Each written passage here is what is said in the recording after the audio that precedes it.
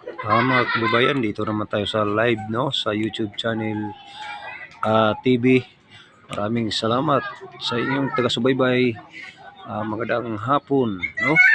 Ah, Nag-rally na naman ang mga taong bayan dahil sa mga ginagawa sa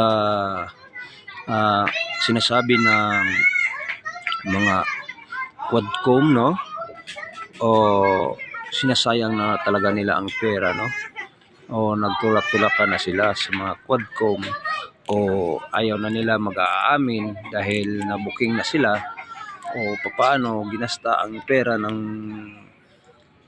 taong bayan. So maraming salamat sa inyo mga kababayan. Subaybayan lang natin ang mga rally na naganap dyan sa Port Bonifacio, dyan sa Liwasang Bonifacio, no. Tayo po ay laging nakasubaybay mga kababayan, no. Importante ay tayo po ay nakasubaybay sa ilang mga rally nagaganap sa ating kapaligiran.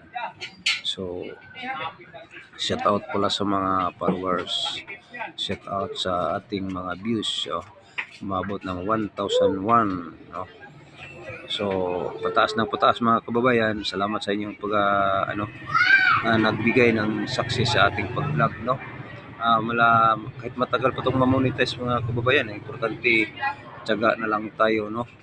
So dito tayo kababayan ang ating mga nakikita sa mga kapaligiran dyan sa Port Bonifacio, sa Liwasang Bonifacio, na rally ng rally dahil sa mga kaganapan ni BBM o ni Tamba, no, sa mga tiwalag, mga erehensya ng gobyerno, no, mga tiwalag yan mga kababayan, no.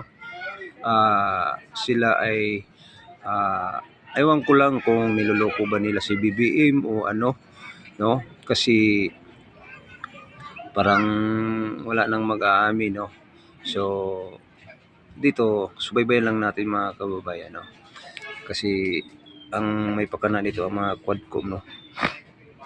Wala sa hulog talaga sa mga senador, no, kasi mga tiwalag yan sila sa mga panggobyerno, no.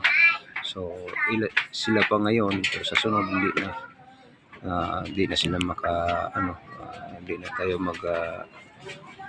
sinasabing magpabudol, no. Importante ay naging gaganapin na ang leksyon, hindi na magpaburol mga taong bayan.